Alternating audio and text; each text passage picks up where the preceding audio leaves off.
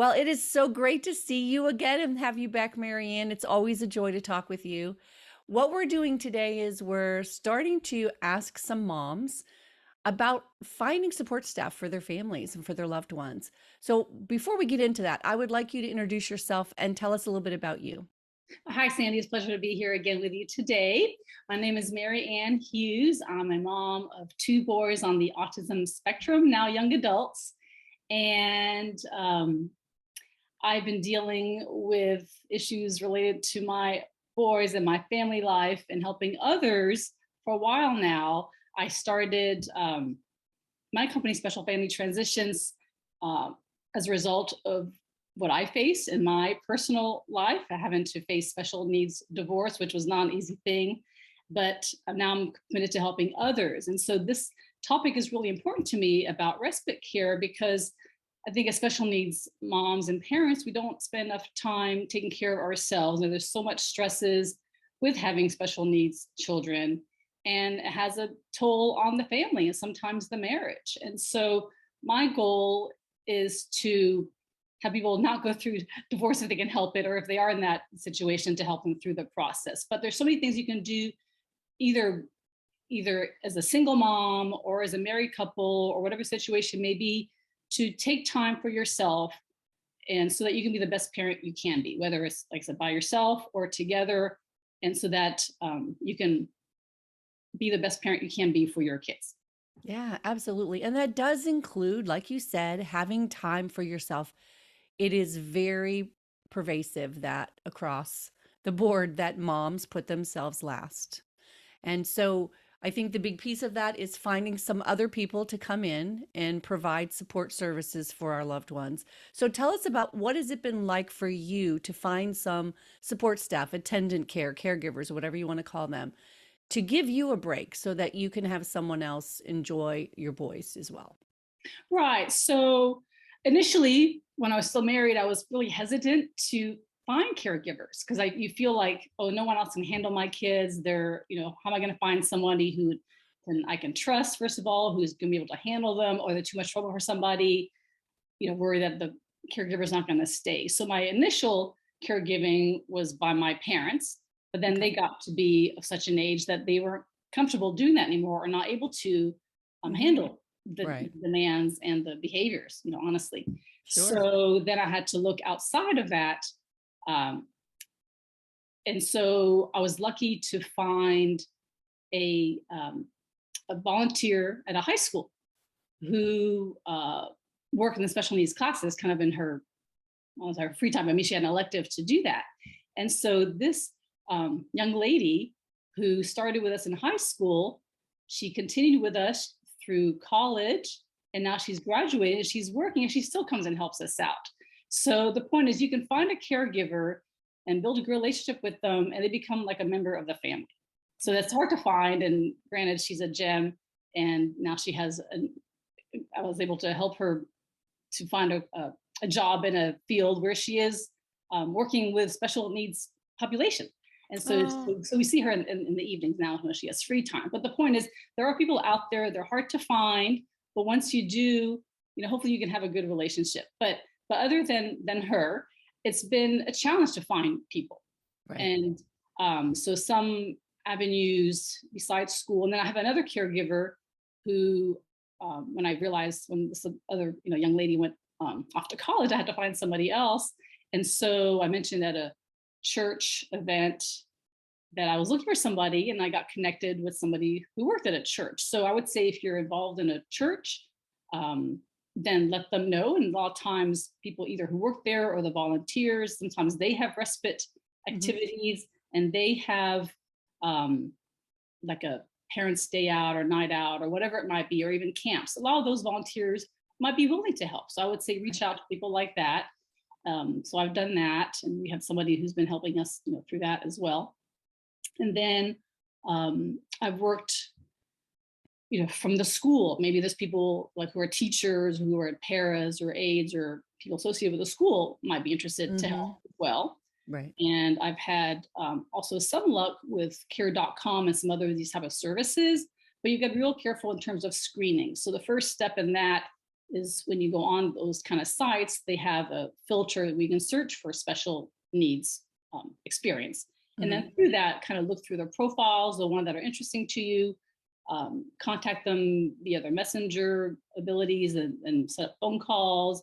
And then if you feel comfortable with that person and their background and they seem interested in you, then you can set up a visit and after a phone call, then an in-person visit and kind of get a feel for what that person is like, because you've got Right. to be comfortable and trust that person.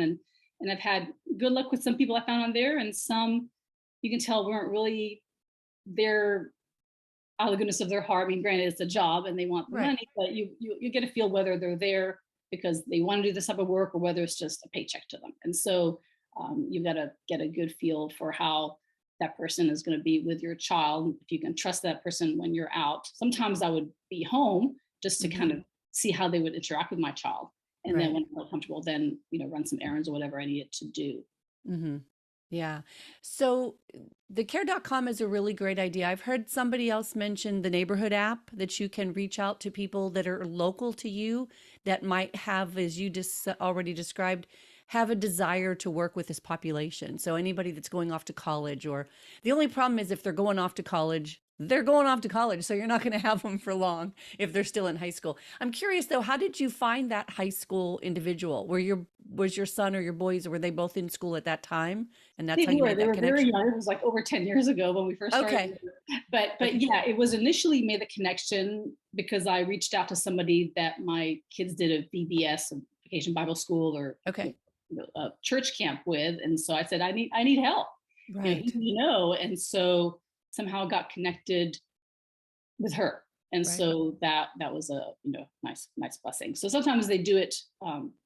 Those young people want experience, and there's like special needs camps that my kids are out right now where I'm getting respite time, which is the first time I've done that, to send my kids to a sleepaway camp, which is really scary for me, but I think hopefully it'll be good for them and it's good for me. I've been busy nonstop trying to get some things done, and Yeah. sometimes it is a scary thing to do, but you Right. just have to trust them. I mean, granted, Right. I know people who've done that camp, and I know they're Yes. trustworthy individuals, so I wouldn't send them just anywhere. But there comes a point, and some people do it when their kids are real young, which is Mhm. great. I didn't have the courage to do that. But now that my kids have more skills and I'm more comfortable with leaving them with other people who I trust, I'm able to do that. And that's a big step for me and for my kids too. Well, yay, great for you, mom. That, Yeah. I think it's harder on the moms to do that than it is on the kids. All of my friends who have been sending their children and now young adults to camps for years, or some have just started, recently, the kids come back just so excited. They have a fabulous experience, and it is great respite for the parents. You need that time. So, oh, congratulations. I'm excited that you took that big step. Yeah. But you know what? I think you hit the nail on the head when you said, um, the I think the biggest thing is you said, I need help. And I think as moms, again, thinking that we put ourselves last, we also think it's my job to handle everything. I've got this. No, you don't have to have it all the time. So I think just saying to people, I need help. And while you're still in school with your kids during the school year, before summer comes, start mentioning that to the aides and to the teachers. And if they're in high school, to some of the young adults that are interested in working with special needs students. I think that's where you'll find some really key people. I love that you said that. I need help. That's all you need to say. And Yeah, and sometimes that's all it says, and people will are happy to help you. right. So and also take advantage of not just someone coming to the home, but there's so many, whether it's churches or other organizations that have respite type events. So to me, I look at school as respite, right? I look at Right. ESY or even day programs, day camps, or day activities. Find activity for them during the day where you can have some downtime. So it may not be necessarily someone coming to your house. It could Hmm. be find other activities they can do to give you a break to do other things that you need to do. And so it's a Right. balance, because it is hard to find people. Like you said, some people may come for a short time and go back to school, but that's okay. Right. If you can find someone who maybe has a semester off or taking classes and wants an experience, it could be like a psychology student. So that's another thing. Maybe advertise at the colleges, community college or Hmm. psychology departments or social worker, nursing, all kinds of opportunities and ideas that are out there for people who have servant kind of heart and that want experience working with kids. Right. Sometimes like ABA therapists, they may want to do that on their spare time as well because they Right. have the skills, or a speech therapist or whatever it might be. They're kind of going to school for that. They kind of want to practice some more, or just out of the goodness of their hearts, maybe to make a little bit of money, do a Yeah, little bit more help, on the side. So exactly. I've had some people who have come in maybe just for a few months, and that's okay. And then Hmm. I've had, like I said, this one person who's been with us on and off for over 10 years now. But Wow. it's a balancing act because like you said, you want to make time for yourself. And I probably didn't do that enough when I was married. And now that I'm, a single parent, I'm forced to find people like that because I can't do it all by myself. Right. And I would say, even while you're, married, hopefully, a lot of people listening to this, are and want to continue to stay married, which is great. But even those people, as I mentioned earlier, are reluctant to bring in people. But also, if you're the mom and the dad's not involved, or vice versa, whatever it may be, get the other parent involved. I know I've heard a lot of people who feel like they can't leave kids with dad. Well, you should be able to do that, and if Right. maybe build up his confidence and courage to have more and more time. And Right. so they reach out to, first, family and friends and even neighbors and even other special needs moms. Sometimes they're willing to trade and, have a group activity, and that it takes time and courage to take on more than one child, not just your own, but sometimes you can be in an activity. And even if it's even like a party or social event, that may be seen as a bit of a respite because, you're not just one-on-one. I think getting out of the house in a Hmm. different environment is also good for the kids. Absolutely. So that kind of relieves some of the stress of being in the home. For instance, we just went, I took my very first vacation, just got back a few days ago with my kids as a single mom on an airplane, first time being single, first time since COVID. Wow. And they did great. It was an experience that was a little apprehensive at first, but we took a chance and we did it, and they enjoyed it because it was a different setting for them. So Right. yeah, so even if you don't have a sitter, or maybe I've taken vacations or activities where I bring somebody with me, like somebody that you trust, like one of these people, bring them with you, whether it's a Right. weekend trip or day trip, or even I've taken somebody when I had to go to my sister's wedding, someone to travel with us so that I could enjoy myself and be part of the activities.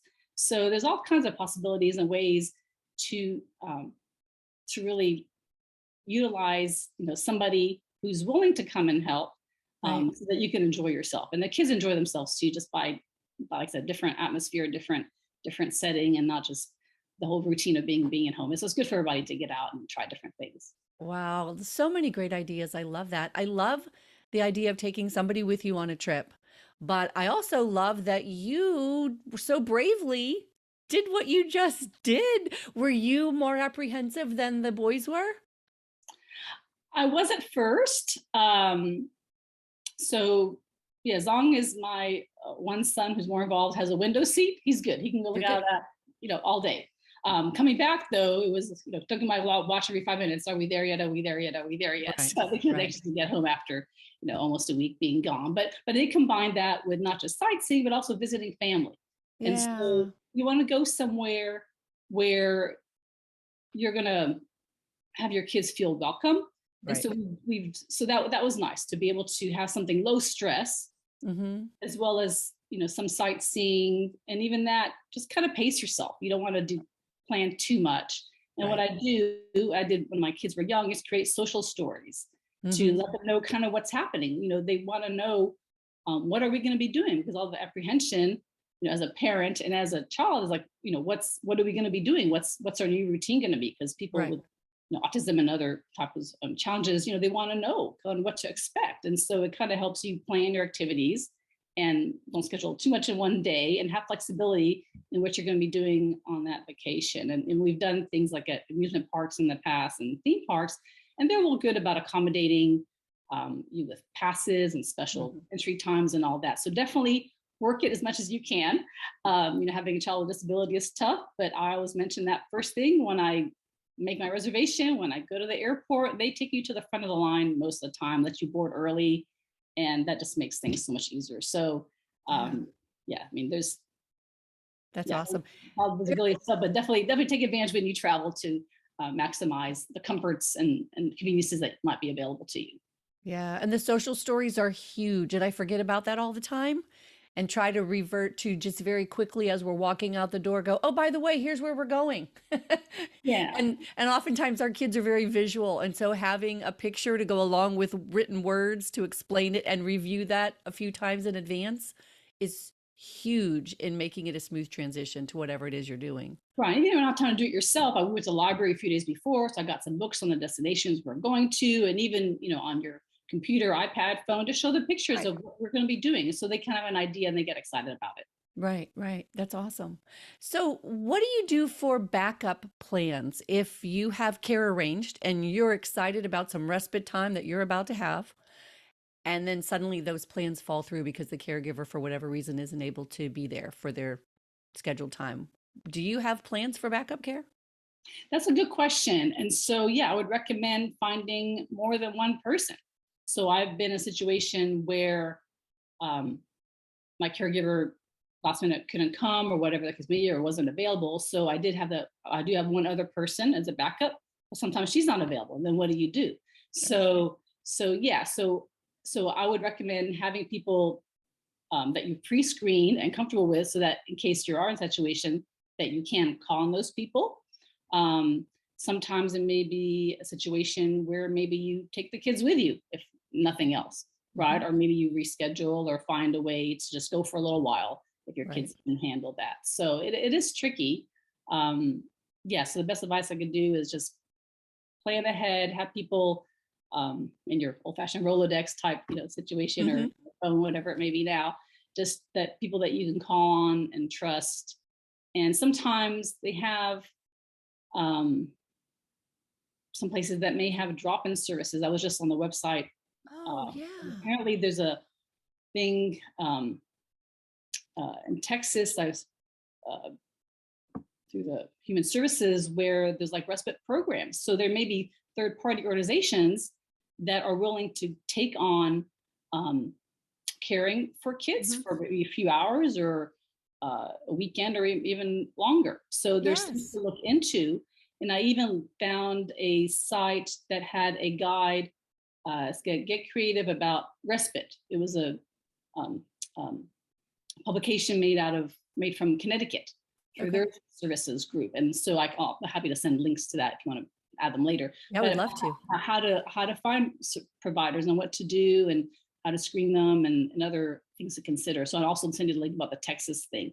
And Okay. apparently, and I don't know if it's still current, but there was something about um, a Texas Lifespan Respite Care Program and Take Time Texas, which was passed um, several years ago in Texas when Perry was governor. So I don't know if it's still active, but I just saw that today. I also want to look into that.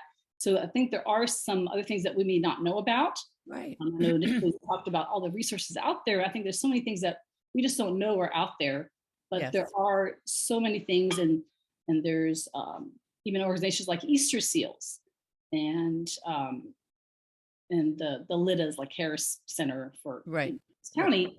They have programs where, and also through Medicaid, where they can provide funds for respite care. Mhm. So, and that helps because sometimes it's some monetary issue. Well, how am I going to afford to pay for somebody? Right. Right. So there are programs out there that will fund or provide funds um, for caregivers. Sometimes they can hire caregivers on your behalf, and sometimes you hire them and then pay them through the money that you get. So there's all kinds of ways. You can even have family members receive some of those funds Mhm. as well, Right. which is nice. That's a very good point about the money. I remember years ago when our son was very, very young, and all he wanted to do was sit on the couch and be cuddled by a babysitter, a caregiver.